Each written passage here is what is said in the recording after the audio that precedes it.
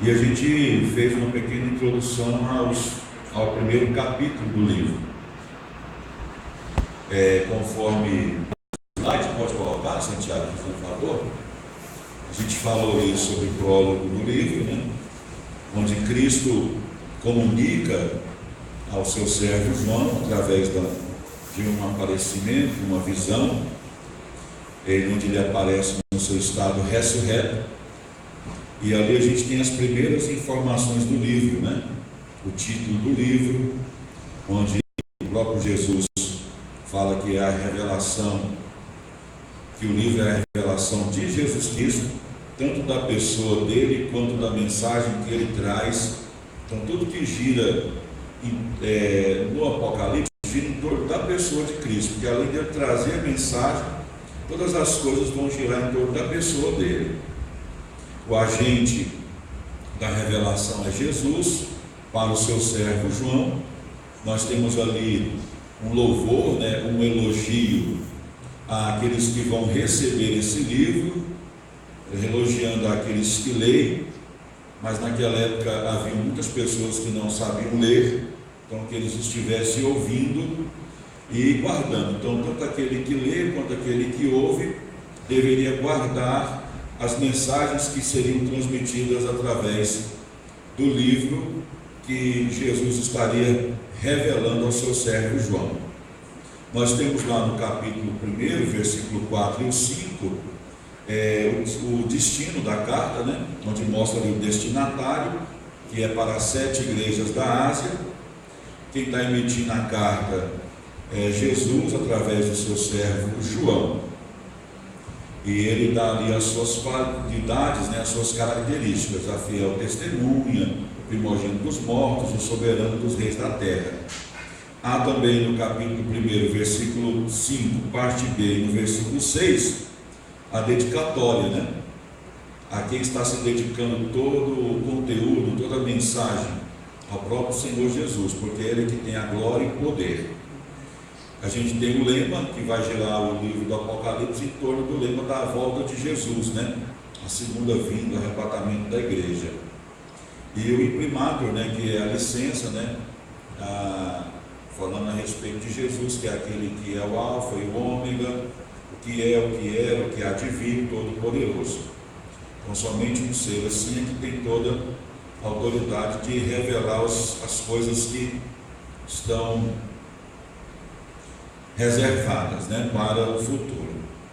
Bom, isso aí tudo a gente já falou terça-feira passada, a gente só fez agora uma recapitulação. Outra coisa que a gente já falou também na terça-feira passada foi sobre como Jesus apareceu a João, e João descreveu, né? Jesus aparece a João num estado ressurreto, glorificado, e João descreve com algumas características. Vamos observar isso aí. Está o quadro lá? Pode colocar no próximo slide? Isso. Essa figura aí tenta retratar a maneira como João, de maneira simbólica, passa as qualidades de Jesus. Não que Jesus tenha aparecido para João naquele aspecto ali, mas é como ele descreveu. E cada detalhe ali tem a transmissão de uma mensagem. Então ele aparece a João, e João o descreve como aquele que está falando com uma voz forte, como de trombeta. Isso aí é para demonstrar a autoridade daquele que fala, né? Ele fala para João: escreve as coisas que eu vou te dizer num livro, que é o próprio livro do Apocalipse. Diz para João lá no versículo 11: envia as 7 igrejas, Éfeso, Esmirna, Pérgamo, Tiatira, Sardes, Filadélfia e Laodiceia. Aí no versículo 12, João olha para ver quem estava falando com ele, e ele vê a pessoa de Jesus entre 7 candelabros, ou 7 candeeiros, que são símbolos, são símbolos das 7 igrejas da Ásia. Ele está andando entre esses candelabros para demonstrar que ele passeia no meio da igreja, conhece tudo o que acontece nela, né? Ele é descrito por João como vestido como uma veste que chega aos seus pés, tendo um cinturão de ouro ao redor do peito. Isso aponta para o seu sumo sacerdócio. No versículo 14 diz que a sua cabeça e cabelos eram brancos como a lã, tão brancos quanto a neve. Isso é uma indicação da eternidade de Jesus, baseado na profecia de Daniel, capítulo 7. E seus olhos eram como chama de fogo, seus pés eram como bronze numa fornalha ardente. Então, fogo, fornalha, bronze, são linguagens do Antigo Testamento associadas ao julgamento, né? E a sua voz como voz ou som de muitas águas. Isso fala da autoridade daquele que fala. Tinha na sua mão 7 estrelas, que são 7 pastores daquelas 7 igrejas, representadas pelos 7 candeeiros. Da sua boca saiu uma espada afiada de 2 gumes. Isso fala do Evangelho, que tem o corte da graça e tem o corte do julgamento. A graça para aqueles que aceitam o Evangelho e o julgamento para aqueles que rejeitam. Sua face era como o sol quando brilha e todo o seu fulgor. Isso fala da glória de Jesus. Quando vi, caiu aos seus pés como morto, então ele colocou a sua mão direita sobre mim e disse: não tenha medo, eu sou o primeiro e o último, sou aquele que vive, estive morto, mas agora estou vivo para todo sempre, e tenho as chaves da morte e do Hades. Escreva, pois, as coisas que você viu, tanto as presentes quanto as que acontecerão. Então aqui a gente tem um resumo daquilo que a gente falou terça-feira passada, e a partir de agora a gente vai falar sobre as cartas que Jesus manda João escrever a essas 7 igrejas aqui relacionadas no versículo 11 do capítulo 1. A gente assembleano, e bem como a maioria das igrejas evangélicas, adota uma linha de interpretação que é a linha de interpretação futurista. Então, o capítulo 2 e o capítulo 3 de Apocalipse, embora estejam falando de igrejas históricas que existiam na época de João, elas também representam fases da igreja ao longo da história. Mas, além disso, ela mostra características que se apresentam em todas as igrejas, em todos os lugares do mundo. Então, existem igrejas locais cujo comportamento se parece com uma ou com outra. Então, essas lições extraídas aqui nas cartas às 7 igrejas, elas têm muito validade, têm muita importância para a autoavaliação de cada igreja local, como comunidade, e igreja também como pessoa, né, como indivíduo. Então aqui a gente tem, a partir do capítulo 2, essas mensagens enviadas por Jesus através de João, seu servo, a estas igrejas. Então a gente tem um quadro aqui, avança aí, Santiago, por favor. A gente tem um quadro aqui do Apocalipse que mostra como que é a linha de interpretação que a gente segue. Lá a gente leu lá as coisas que viu, as coisas que estão acontecendo e as coisas que vão acontecer. Então, como que a gente interpreta o Apocalipse? O capítulo 1 é a revelação de Jesus, que a gente acabou de ver. O capítulo 2 e o capítulo 3 são igrejas históricas lá da época de João, mas que representam fases da igreja, ali naquele quadro ali, apontado naquela questão lá do caráter. E a partir do capítulo 4, que a gente só vai ver terça-feira que vem, são coisas relativas ao futuro, que vai até o capítulo 22. Então, esses capítulos 2 e 3 vão falar das 7 igrejas da Ásia. São igrejas históricas, mas elas representam, por ser 7, o número completo, o número da plenitude, representam tudo que se passa dentro de uma igreja, em qualquer época que seja. Mesmo que os comentaristas colocam essas 7 igrejas como fases da igreja, mas elas servem as orientações ali, as coisas que ali são descritas para qualquer época. Vamos observar aqui nesse mapa onde está localizado Patmos, que era a ilha onde João estava, onde recebeu esta revelação. Próximo slide, Santiago, por favor. Isso. Onde João recebeu a revelação, lá na ilha de Patmos, uma ilha do complexo de ilhas gregas, e a região ali das cidades da província da Ásia, onde estão localizadas essas igrejas. Só para os irmãos terem uma noção geográfica aqui do texto. Então vamos aí para o capítulo 2, onde a gente tem aí as mensagens do que Jesus quer com essas igrejas, né? Bom, antes da gente ir para a primeira igreja, vamos pensar um pouquinho aqui sobre essas mensagens. Apesar de serem as cartas destinadas a igrejas localizadas em cidades bem conhecidas, a quantidade de igrejas é muito significativa. Por quê? Porque o número 7 indica completo, pleno. Então, 7 igrejas é a soma conceitual das igrejas, das comunidades cristãs no mundo.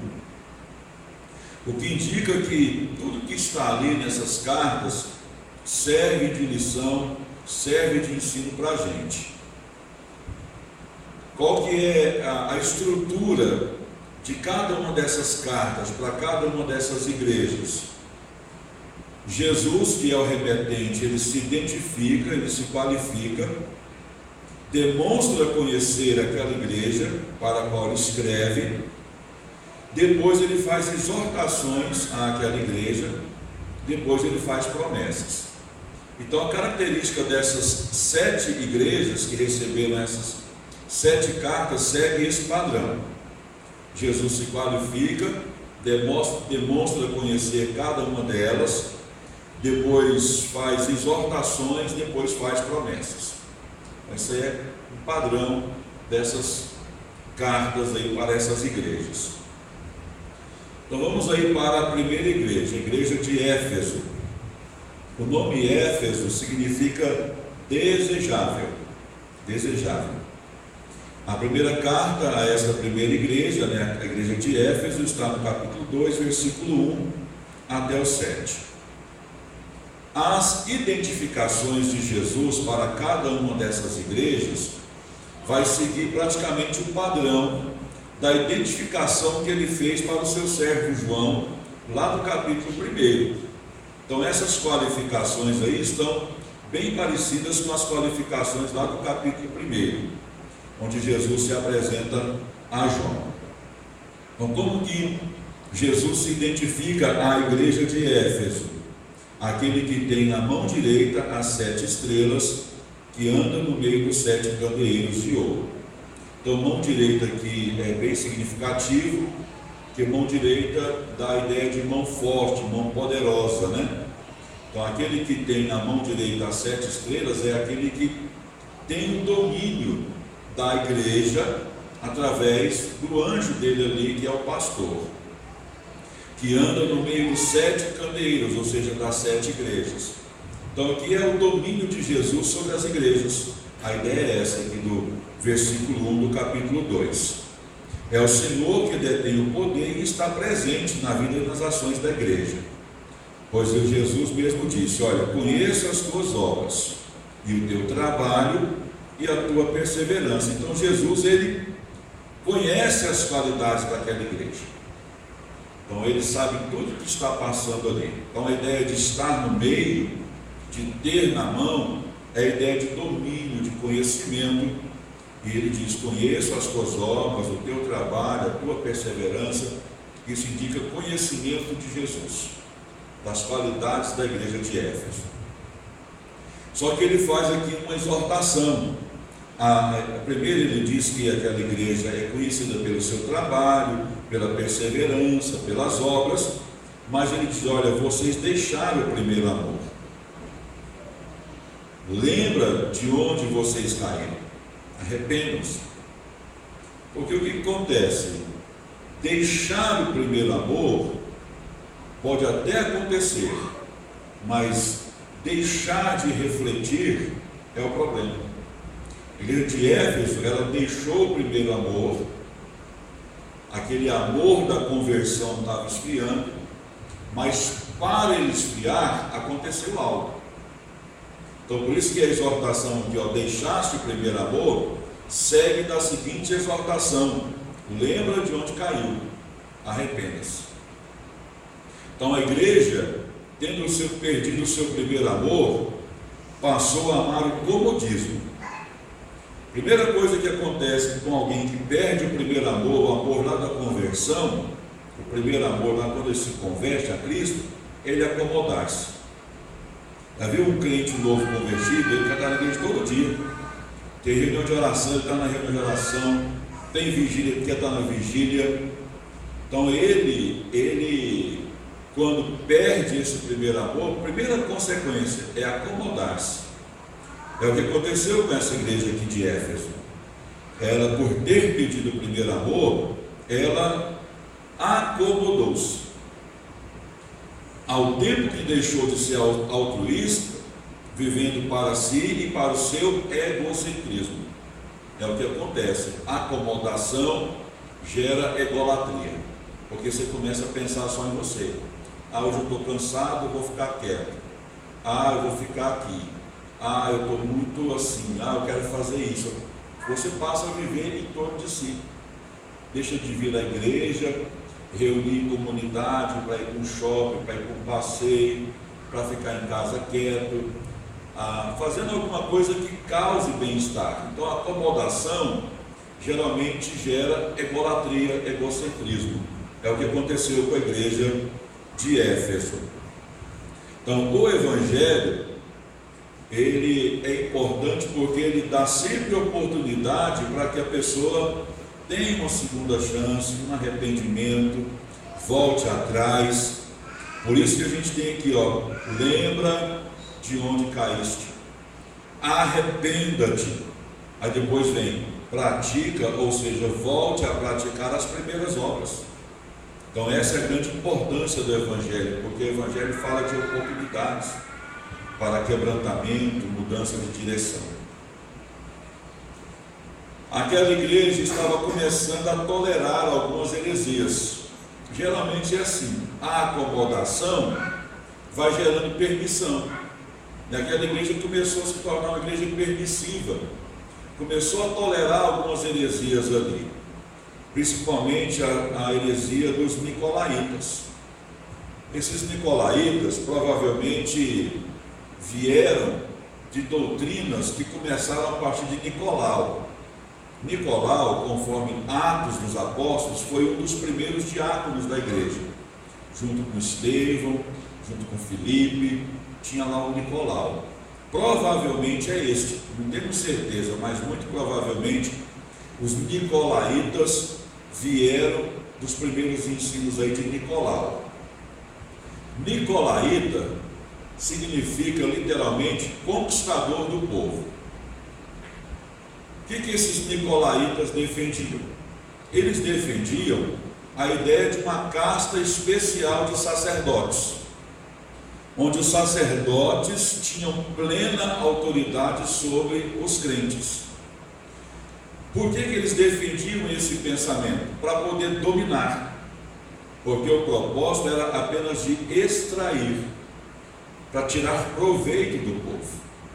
Então eles rogavam que a igreja estava debaixo da autoridade deles, sendo que o ensino do Novo Testamento é que todo o crente é sacerdote diante de Deus. O crente não precisa vir ao pastor para o pastor interceder a Deus, ele tem acesso a Deus. O pastor da igreja é um orientador, é um treinador, é um colaborador, é um conselheiro, mas ele não é um sacerdote. O sacerdote é todo cristão.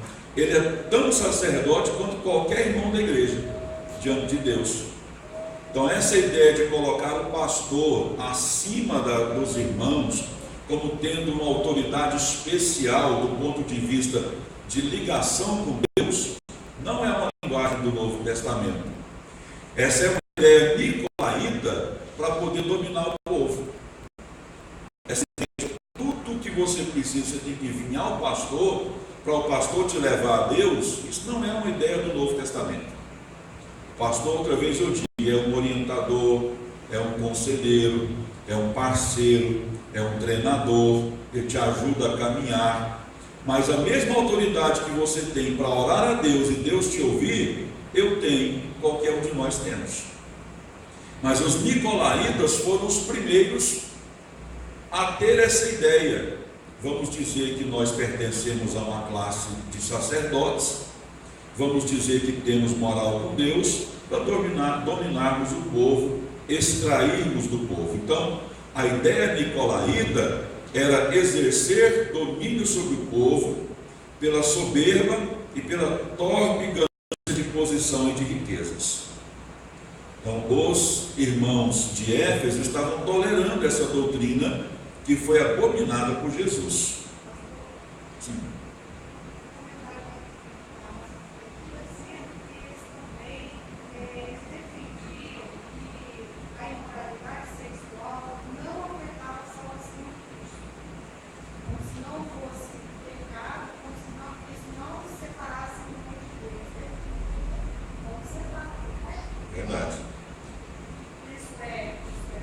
É fato, é porque essa era uma prática do paganismo, era uma maneira deles terem os pagãos sob o deles também.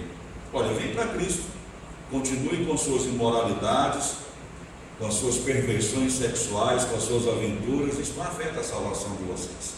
Era uma maneira deles terem, exercerem domínio sobre os pagãos, e não exigirem nada deles quando da conversão. Sendo que lá em Atos capítulo 15, com o concílio de Jerusalém, uma das principais ordenanças lá é justamente abster-se da imoralidade sexual. Então estavam indo contra um princípio ordenado lá pelos apóstolos no começo da igreja primitiva. Então por isso que essas doutrinas dos nicolaítas foram criticadas por Jesus. Como que esta carta à igreja de Éfeso termina? Quem tem ouvidos, ouça o que o Espírito diz às igrejas. Essa fraseologia aqui vai aparecer em todas as cartas. Todas as igrejas vão ouvir isso de Jesus. Quem tem ouvidos, ouça o que o Espírito diz às igrejas. Ou seja, atente-se a esta mensagem. Ao que vencer, dar-lhe-ei a comer da árvore da vida. Isso aqui é uma fraseologia para indicar a vida eterna. Comer da árvore da vida é viver a vida eterna, e que está no paraíso de Deus. Dar-lhe a comer da árvore da vida que está no paraíso de Deus, resumindo, a vida eterna. A segunda carta à segunda igreja de Esmirna, está lá no capítulo 2, versículo 8 até o 11. Esmirna significa perfume suave. Como que Jesus se identifica à igreja de Esmirna? O primeiro e o último, que foi morto e reviveu. Ele está falando aqui daquele que começa as coisas, terminam, está no seu estado ressurreto, portanto tem autoridade. Qualificação da igreja de Esmirna. Ele qualifica aquela igreja como atribulada e pobre, apesar de ser uma igreja rica, e marcada pela blasfêmia interna, porque em Esmirna, não na igreja, mas na cidade de Esmirna, havia o culto ao imperador. Então ser crente em Esmirna era muito arriscado, porque quem fosse crente em Esmirna e declarasse culto a Jesus e não ao imperador, estava com a sua cabeça a prêmio. Então por isso que Jesus começa dizendo que ela é uma igreja atribulada, pelos fatores internos, pelas imposições externas sobre aquela igreja que estava num ambiente hostil. Então a principal divindade lá da cidade de Esmirna era o próprio imperador. O problema da igreja de Esmirna eram as perseguições e as calúnias.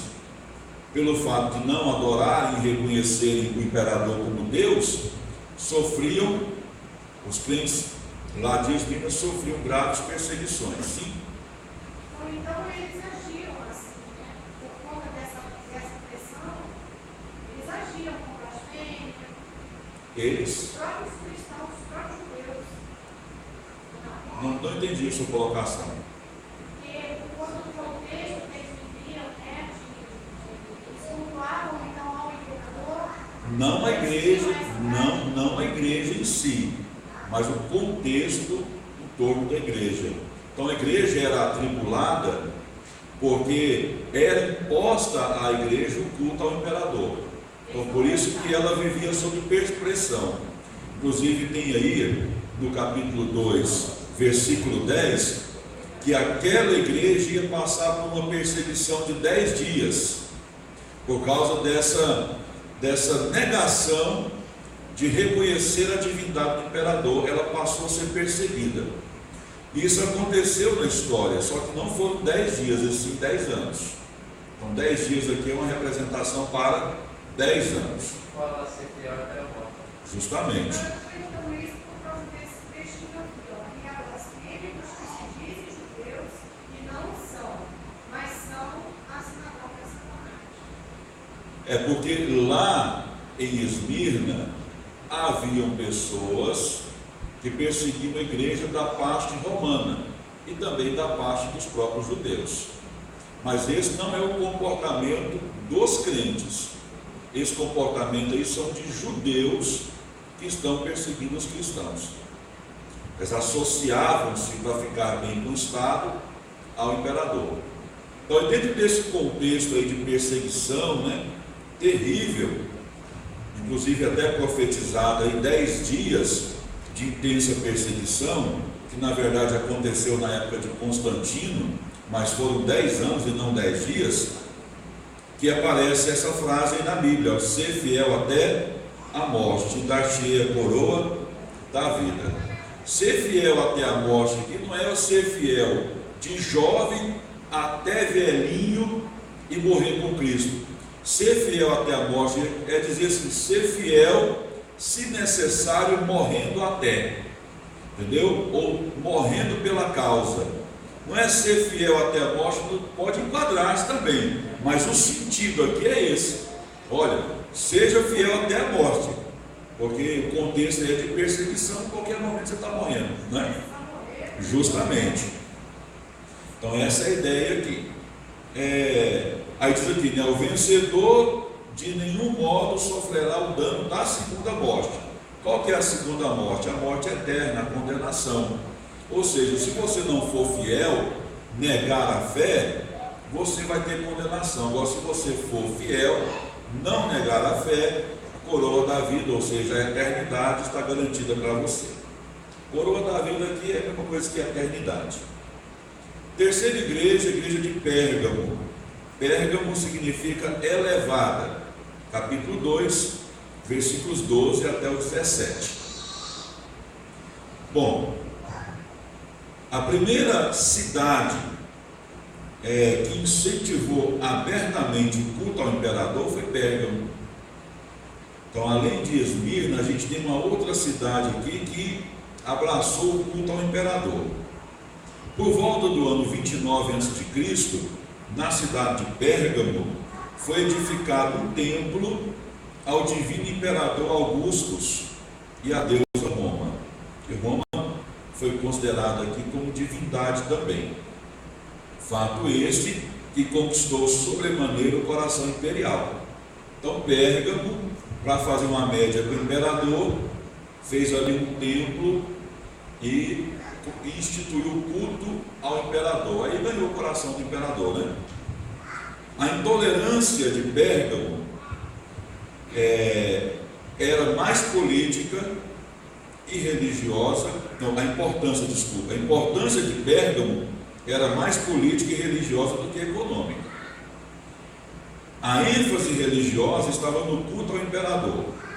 Ali tinha vários templos que eram destinados ao culto. Era uma cidade onde ser crente era complicado. Era ali que estava o trono de Satanás e o lugar de sua habitação. Porque em Pérgamo tinha o templo ao imperador. Então Jesus faz a citação de que aquela cidade, na igreja onde aquela cidade estava, na igreja de Pérgamo, tinha ali o trono de Satanás. Além do imperador ser cultuado, havia também outros 4 cultos a outras divindades: a Zeus, a Atenas, Dionísio, que é o mesmo Baco, e o culto a Asclépion, o deus serpente das curas. Deixa eu abrir um parênteses aqui e falar sobre essa questão. Dionísio, ou mesmo Baco, era um deus das orgias recheadas com muita bebedice, muito vinho. A palavra bacana vem de bacanal, que é um culto orgiástico ao deus Baco. Então, evite, irmão, de usar no seu linguajar a palavra bacana, ok? A gente vê muito assim, a pessoa falar bacana, bacana. Em rádio a gente escuta muitas vezes a pessoa, tem um Silas Marinho mesmo que fala bacana toda hora, e às vezes não tem conhecimento. Então, bacana vem de bacanal, que era uma festa, um culto orgiástico oferecido ao deus Baco, o deus do vinho e da orgia, lá nas divindades romanas. Então, se possível, evite a expressão bacana, porque ela não tem um contexto muito interessante não, né?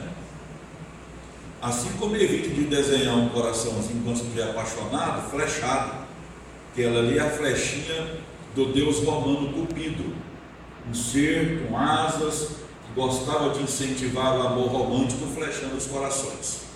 Então você está apaixonado, desenha um coraçãozinho com uma flechinha, você está fazendo uma homenagem ao deus Cupido, um deus do culto romano.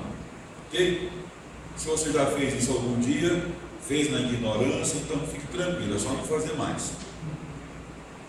Então, Pérgamo era uma cidade altamente mística, por causa de ter, além do culto ao imperador, culto a essas outras divindades: Zeus, Atenas, Dionísio e Asclépion. A gente não tem certeza o que é a expressão trono de Satanás, que fala lá no versículo 13, mas provavelmente é uma referência direta ao templo do culto ao imperador, mas também a palavra trono de Satanás pode se referir a todo o culto pagão lá naquela cidade. Além do culto ao imperador, o culto a essas outras divindades que eu citei. Bom, na igreja de Pérgamo, por causa desse contexto místico e complicado que a igreja estava localizada, a igreja de Pérgamo ela foi atingida por algumas heresias, e ela estava tolerando essas heresias. Então ela foi repreendida por Jesus. Lá tinha alguns que seguiam a doutrina de Balaão e alguns que seguiam a doutrina dos nicolaítas. Dos nicolaítas eu já expliquei, né? Então vamos ver aqui a doutrina de Balaão. Balaão, originalmente é Balaão, que significa literalmente devorador do povo. Os que seguiam a doutrina de Balaão eram aqueles que queriam tirar proveito das pessoas usando o nome de Deus.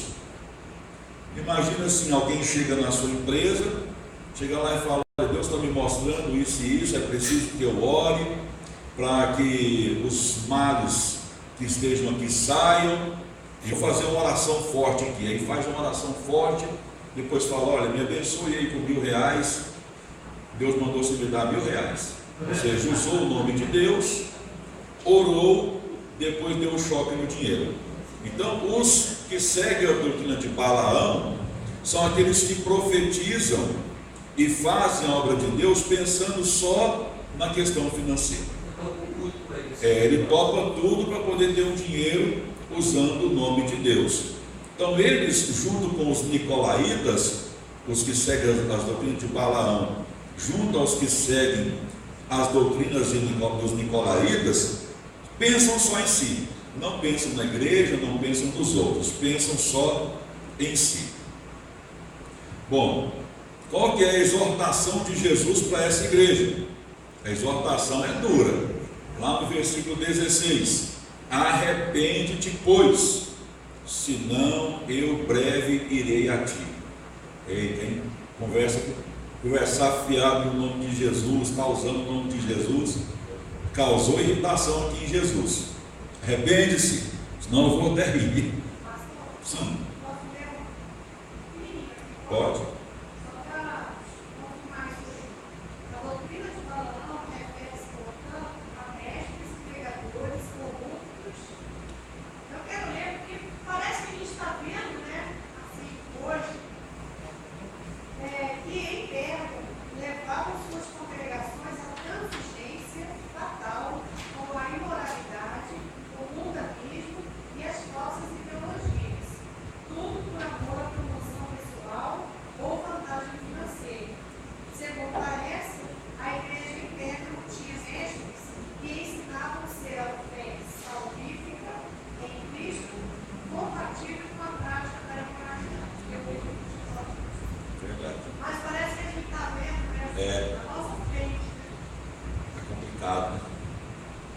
Olha, os vencedores comeriam do maná escondido. Isso aqui é uma maneira para falar da vida eterna.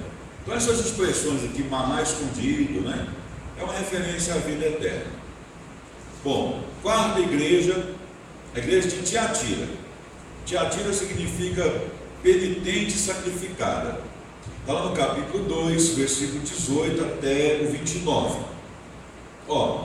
Tiatira ocupava uma posição importante no sistema rodoviário de Roma, porque as estradas que por ela passavam davam aos grandes centros do império. Então, o que constituía então Tiatira, uma importante junção entre várias cidades para o livre comércio. Então, ela tinha uma grande importância comercial em Roma, a cidade de Tiatira.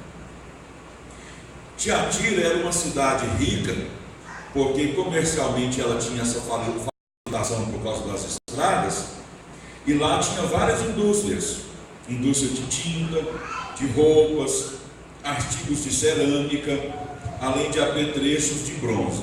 Então era uma cidade comercialmente rica e industrialmente também rica. Mas em Tiatira, do ponto de vista religioso, era complicado, porque ali tinha vários templos, a Apolo, Tirimânios, Artemis, uma espécie de oráculo, né? Um pedaço de madeira que tinha ali algumas inscrições, que era chamada de Sambate. Embora a igreja cristã tenha tido progresso no início lá em Tiatira, logo ela foi sufocada pelo montanismo. A igreja de Tiatira, ela, depois de pouco tempo, ela deixou de existir, foi sufocada lá em Tiatira por esse movimento chamado montanismo. Então, o que era o montanismo? Quem fundou essa seita foi o Montano, que nos séculos III, IV, V, principalmente no comecinho do quinto século, foi rejeitado por todos os concílios que a igreja realizou. Então a igreja, a partir do segundo século, ela se reunia em liderança, os chamados líderes da igreja, apologistas, para poder discutir as heresias que estavam surgindo, os novos ensinamentos e rebatê-los. Criar uma espécie de colégio apologético mesmo. E o montanismo, todas as vezes que ele foi avaliado por aqueles concílios, ele foi rejeitado. E o montanismo, ele sufocou a igreja de Tiatira ao ponto de fazer com que aquela igreja, naquela cidade, desaparecesse. O que os montanistas diziam? Eles diziam que estavam possuídos pelo Espírito Santo, e eles profetizavam, e aquele que eles diziam que estavam profetizando era o desejo do Espírito Santo. Eles diziam que através de duas porta-vozes de Montano, que era Priscila e Maximila, que a nova Jerusalém, que Deus estava constituindo na terra, seria a aldeia de Pepusa, na Frígia. Isso nunca aconteceu, né? Nunca aconteceu, essa previsão nunca ocorreu. Além disso, de dizer que Deus estava constituindo uma nova ordem profética, uma nova cidade santa, que ao invés de ser Jerusalém era Pepusa, eles ensinavam algumas coisas aqui. O que eles ensinavam?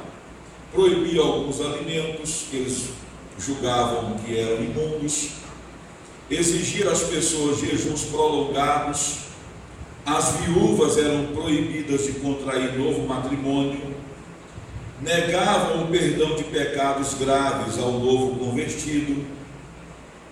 O montanismo, ele trouxe sérios problemas para a igreja, porque ele criou situações que iam contra os ensinamentos do Novo Testamento. Então, desviou totalmente do foco daquilo que foi ensinado pelos apóstolos. Então, o que aconteceu? Além desse movimento do montanismo, Priscila, Maximila, que eram as porta-vozes de Montano, João escreve a partir da ordem de Jesus contra a igreja de Tiatira, porque a igreja de Tiatira estava tolerando uma mulher que agia no mesmo espírito de Jezabel. Jezabel era a mulher do rei Acabe, rei de Israel, uma mulher estrangeira que liderou o culto a Baal, implantou o culto a Baal em Israel. Essa Jezabel, que João está dizendo aqui, e criticando o comportamento dela, ela agia da mesma maneira, ela levava as pessoas a desviar-se do evangelho verdadeiro e simpatizar-se pelo culto pagão e pelas ideias até mesmo de Montano, ou o montanismo. A exortação aqui é bem pesada, muito direta contra o comportamento de Tiatira. Está lá no versículo 20 até o 23. Jesus chega até a falar que vai matar os profetas desse povo, né? A punição sobre esse povo aqui é duríssima. Versículo 20 até o 23, aí Jesus pega pesado com essa turma, que estava levando o pessoal a desviar-se mesmo do verdadeiro evangelho. Mas ao mesmo tempo há uma promessa para aqueles que se mantiverem fiéis. Ao que vencer, eu lhe darei autoridade sobre as nações. Então, embora a igreja, na sua maioria, lá de Tiatira, estava se corrompendo pelo montanismo, pelas doutrinas dessa profetisa, que é ali chamada de Jezabel, havia também naquela igreja pessoas fiéis. E Jesus disse: olha, vocês que vencerem, eu darei autoridade a vocês sobre as nações. Aqui fala sobre a época do futuro, quando a igreja for reinar com Cristo e tal, sobre o reinado milenial. Então vamos lá. Quinta igreja, igreja de Sardes. Sardes significa cântico de alegria, capítulo 3, versículo 1 até o 6. Então a gente tem 4 igrejas lá no capítulo 2, e agora 3 igrejas aqui no capítulo 3 de Apocalipse. Sardes era a cidade existente desde o século 13 a.C. Era uma cidade bem antiga e era a capital do reino da Lídia, que foi o maior poder encontrado pelos gregos em sua missão conquistadora durante a colonização da Ásia Menor. Sardes estava situado a 80 quilômetros ao nordeste de Esmirna e 48 quilômetros ao noroeste de Filadélfia, à margem oriental do rio Pactolus, numa fértil região da Ásia Menor. Em 190 a.C., os romanos a conquistaram na Batalha de Magnésia e a tornaram numa das cidades que integravam a província romana da Ásia. Nos tempos do Novo Testamento, ela estava reduzida à relativa obscuridade. Seu único destaque é que nela se encontravam diversas estradas romanas e ela era um importante centro industrial de produtos de lã e tinturaria. A vida religiosa dos sardenses girava principalmente em torno de Ártemis, que é aquela mesma Diana dos Efésios lá de Atos, e de Zeus, que é o principal deus lá na religião grega. Havia ainda o culto a Cibele, deusa de uma das mais famosas religiões de mistério da Ásia, e também o culto ao imperador romano. Então, no mínimo aqui, 4 divindades eram adoradas: Ártemis, Zeus, Cibele e o imperador. Então Sardes também era um local complicado para se viver como cristão. O povo da cidade de Sardes era conhecido pela sua maneira luxuosa e dissoluta de viver. E isso acabou atrapalhando o comportamento dos crentes sardenses. Porque nós, como seres humanos, temos uma tendência de copiarmos o estilo das pessoas que estão à nossa volta. Então, como que era o comportamento dos sardenses? Por ser uma região onde tinha um bom comércio, tinha indústria, eles viviam de maneira luxuosa e imoral, vamos dizer assim. Então, qual foi o principal problema da igreja de Sardes? Por causa desse comportamento social, essa igreja se tornou uma igreja apática espiritualmente. Provavelmente resultado do amor ao luxo, à imoralidade, à sociedade secular, né? Então essa igreja se tornou uma igreja apática espiritualmente. Esse é o grande problema das pessoas que começam a ter muita relação com as coisas do mundo, né? Achar que as coisas do mundo são normais, praticar algo aqui, acolá é normal, não vai me fazer mal. Daqui a pouco a apatia espiritual toma conta da pessoa. É o que aconteceu aqui com os crentes sardenses.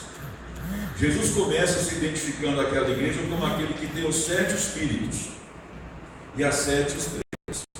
Os 7 espíritos aqui não são 7 espíritos no sentido quantitativo, numérico.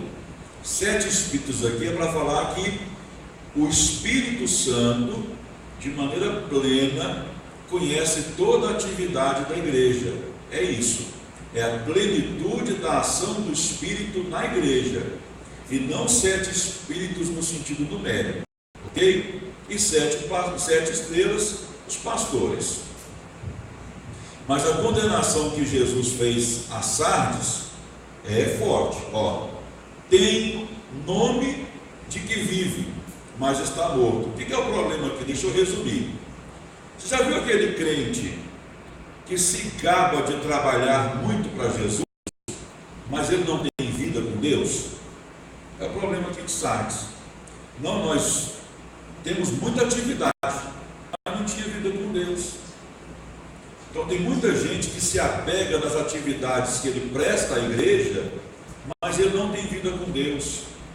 O problema aqui da Sardes era a mesma coisa. Por isso que Jesus, olha, tem nome de que vives. Aparentemente parece que está tudo bem com vocês, mas de fato vocês estão mortos, porque vocês são apáticos espiritualmente. O mundo afetou a igreja de Sardes. Então esse foi o grande problema. A igreja que tinha tudo para fazer a diferença deixou-se seduzir pelo mundanismo da cidade. Mas, como eu já disse, cada uma dessas igrejas, por mais que algumas delas tivessem problemas graves, e talvez até a maioria tivesse com problema, lá sempre tinha uma turma fiel. Então por isso que Jesus disse, olha, ao que vencer, lhes darei vestiduras brancas. Isso fala de pureza, né? Da salvação, eternidade. Então vestir-se de maneira branca fala de pessoa salva, né? Vamos lá. 6ª igreja. Oi?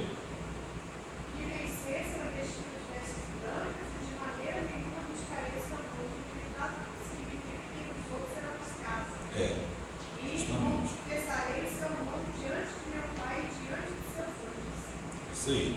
Então, todo esse versículo é para falar sobre a questão da salvação, da eternidade. 6ª igreja, igreja de Filadélfia. A palavra Filadélfia significa amor fraternal. Está lá no capítulo 3, versículo 7 até o 13. Interessante que essa igreja aqui não recebeu nenhuma dura repreensão de Jesus. Igreja de Filadélfia. Filadélfia era uma cidade do reino da Lídia, situada próxima à fronteira da Frígia, nas proximidades do monte Timolos, e era uma região da Ásia Menor, sujeita a frequentes terremotos. Essa cidade estava localizada numa região à entrada do largo Vale Hermos, cortado pelo rio Coames, à margem da grande estrada comercial romana, que ligava às outras cidades do país e ao mar Egeu. Então essa cidade, a posição geográfica dela era extraordinária, porque dela fazia ligação para todo o império. É como se ela estivesse num centro, onde desse centro ela pudesse viajar para qualquer lugar do império com muita facilidade. Por isso que a gente tem aqui, olha, eu coloquei uma porta aberta diante de vocês. Essa porta aberta aqui é o Evangelho a ser pregado, a obra missionária que essa igreja tinha que executar. Bom, foi fundada, a cidade de Filadélfia foi fundada em 154 a.C., pelo rei de Pérgamo, Átalo II. Ele usava o codinome Filadelfo e chamou esta cidade em homenagem ao seu próprio nome. Nela imperava o culto a Diana dos Efésios, a Apolo, que é o deus Sol, a Asclépion, que é o deus da medicina, em consequência da ocupação romana, também o culto ao imperador. Então aqui a gente tinha nessa cidade, a cidade de Filadélfia, culto a pelo menos 4 divindades: Diana dos Efésios, Apolo, Asclépion e o imperador. Em Filadélfia havia vários templos e festividades religiosas. Um dos deuses mais conhecidos e cultuados era o Dioniso, o mesmo Baco que eu falei aquela hora, o deus do vinho. Porque na região lá de Filadélfia tinha muito cultivo de uvas. Então um dos deuses adorados ali era o deus do vinho, que é o deus Baco ou Dioniso. Devido à sua localização geográfica e topografia, tornou-se comercialmente próspera e também uma porta aberta para a influência de civilizações antigas. Para a igreja de Filadélfia, Cristo revelou-se como o santo, o verdadeiro. Havia uma preocupação quanto ao relacionamento dos judeus com a igreja e da igreja como missionária aos judeus. Por isso, Cristo também se apresenta como o que tem a chave de Davi, aquele que abre, ninguém fecha. Isso fala de Jesus como Messias, o soberano, que tem o domínio, né? Ter a chave é ter o domínio. Cristo é o que abre a porta para acesso à misericórdia de Deus a todos que sentirem o toque do seu Espírito. Então essa igreja aqui, pela posição geográfica dela, Jesus fala: eu coloquei uma porta aberta diante de vocês, que é a facilitação para poder pregar o Evangelho tanto aos romanos quanto aos judeus, por causa da localização geográfica de Filadélfia. Até mesmo os que pelas suas obras malignas faziam parte do que é chamado sinagoga de Satanás. Sinagoga é um termo que a gente sabe que está ligado ao mundo judaico. Então a gente não sabe exatamente o que significa essa expressão sinagoga de Satanás, mas provavelmente é uma associação a um comportamento equivocado da parte dos judeus quanto à tolerância à idolatria, ao paganismo e à intolerância deles com relação ao cristianismo. Provavelmente seja isso. As promessas para o vencedor são notáveis, lindas e abençoadoras, como está no versículo 12. Ao que vencer, eu farei coluna no templo do meu Deus, de onde jamais sairá. Escreverei sobre ele o nome do meu Deus e o nome da cidade do meu Deus, a nova Jerusalém, que desce do céu, da parte do meu Deus, e também o meu novo nome. Então, na entrada do templo de Jerusalém, tinham lá 2 colunas. Uma coluna que se chamava Boaz e a outra chamava-se Jaquim, né? Que significa beleza e força, ou majestade e poder. Então, o que o Senhor Jesus está dizendo aqui? Que aquele que vencer, ele terá justamente essas qualidades: majestade e poder, beleza e força, que são palavras associadas à santificação, à questão da eternidade, ao novo viver. Então essa é a ideia que o Senhor está dizendo, que nos coloca como aquelas colunas de sustentação. Coluna de sustentação fala de vitória, né? Fala daquele que vencer. Então essa aqui é a ideia. Bom, sétima igreja, a igreja de Laodiceia. A palavra Laodiceia significa julgamento do povo. Está lá no capítulo 3, versículo 14 até o 22. Bom, como que Jesus se apresentou a essa igreja? Como o Amém.